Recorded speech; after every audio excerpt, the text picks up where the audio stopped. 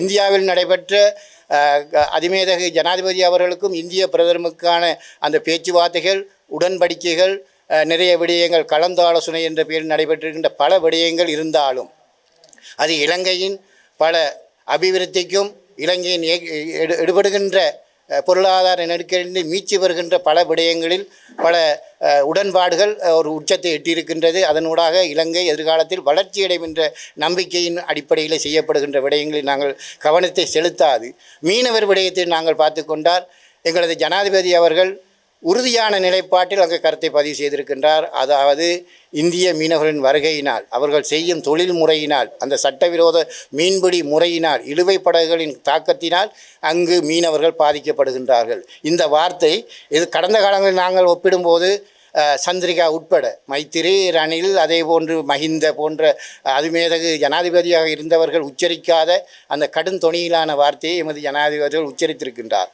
ஆனால் அது ஒப்பந்தமாகவோ எழுத்து வடிவில் இல்லாத ஒரு விடயம், வெறுமனே கலந்துரையாடலோடு நிற்கப்படுகின்ற ஒரு விடயமாகத்தான் அது நடந்திருக்கின்றது. எனவே அங்கு அவர் பேசும்போதே இந்திய தரப்பில் இருந்த பிரதமரின் கூற்று வேறு விதமாக இருக்கின்றது. அதாவது என்னதான் இருந்தாலும் இந்த மீன்பிடி முறையை மாற்றுங்கள் என்று இவர் கோரிக்கை விடுத்தாலும் அல்லது மீன்பிடி முறையை எங்கள் நாட்டுக்குள் செய்யாது என்று சொன்னாலும் இந்திய தரப்பால் விடுக்கப்பட்ட கோரிக்கையாக அதை மனிதாபிமானமாக கையாளுங்கள் என்றால் மனிதாபிமானமாக கையாளுங்கள் என்று மோடி மாத்திரம் சொல்லவில்லை, அந்த இந்திய பிரதமர் மாத்திரம் சொல்லவில்லை, தமிழக முதல்வரும் அவ்வாறான கோரிக்கையை தான் வைக்கின்றார்.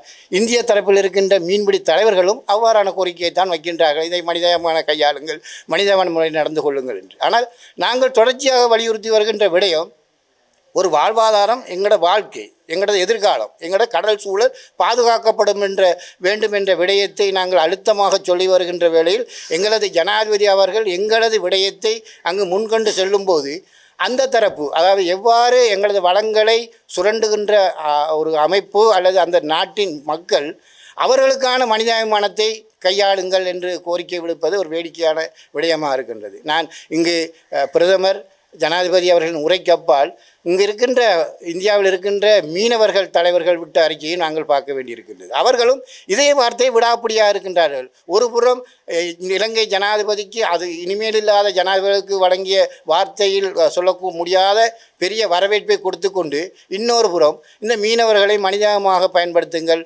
அவர்கள் செய்யும் தொழிலை தொடர்ந்து செய்ய அனுமதியுங்கள், அப்படி என்றால் இந்த கடல் வளத்தை அளிக்கின்ற தொழிலை தொடர்ந்து செய்ய அனுமதி கோருகின்றார்களா என்ற கேள்வி எங்களுக்கு மாத்திரமல்ல, இதை கேட்கின்ற ஒரு நபருக்கும் இருக்க வேண்டிய ஒரு பொறுப்பு இருக்கின்றது. நாங்கள் கடல் வளத்தை நாசமாக்காத, அதை கைவிடக்கூடிய, அந்த சட்டவிரோத மீன்பிடி முறையை நிறுத்தக்கூடிய வகைகளை செய்யுங்கள் என்று கேட்கும்போது மனிதாபிமானமாக அதை கையாளுங்கள் என்றால் உண்மையில் மீன்பிடிய வருபவர்களை நாங்கள் மனிதாபிமான கையாள வேண்டும் என்பது ஒரு கோரிக்கை, அதை ஏற்றுக்கொள்ளத்தான் வேண்டும். ஆனால் செய்யும் தொழிலை, அந்த சட்டவிரோத மீன்பிடியை மனிதாபிமான கையாளுங்கள் என்ற கோரிக்கையை ஏற்றுக்கொள்ள முடியாது. எனவே அந்த மீனவர்களை நாங்கள் மனிதமாக கையாள வேண்டுமாக இருந்தால், இந்த நாடும் இந்த அரசும் ஆள வேண்டுமாக இருந்தால் முதலில் அவர்கள் அந்த தொழில் முறையிலிருந்து மாற வேண்டும்.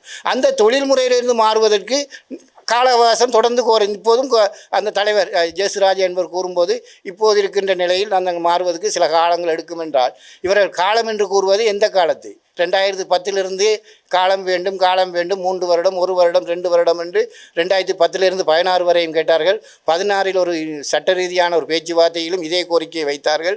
இன்று 2024 25 எட்டும் போதும் இந்த கால அவகாசத்தை கோருகின்றார்கள். எனவே இவர்கள் காலம் என்று கேட்பது வெறுமனே நாட்களை கடத்துவதற்கு அன்றி அவர்களின் தொழில் முறையை மாற்றுவதற்கான ஒரு விடயமாக இல்லை. எனவே இலங்கை அரசாங்கத்திடம் நாங்கள் மீண்டும் வலியுறுத்துவது, கௌரவ ஜனாதிபதிகள் இந்திய விஜயத்தை முடித்துக்கொண்டு நேற்று பாராளுமன்றம் வந்து பாராளுமன்றத்திலும் பல விடயங்களை பேசியிருந்தாலும் இந்த விடயத்தை அவர் இலங்கை மீனவர் விடயத்தில் நாங்கள் பேசிய விடயம் என்ன, அவர்கள் கேட்டுக்கொண்ட விடயம் என்ன, எதிர்காலத்தில் நாங்கள் எவ்வாறான நடவடிக்கையை கையாளப் போகின்றோம் என்ற விடயத்தை இதுவரை அவர் தெளிவுபடுத்தவில்லை.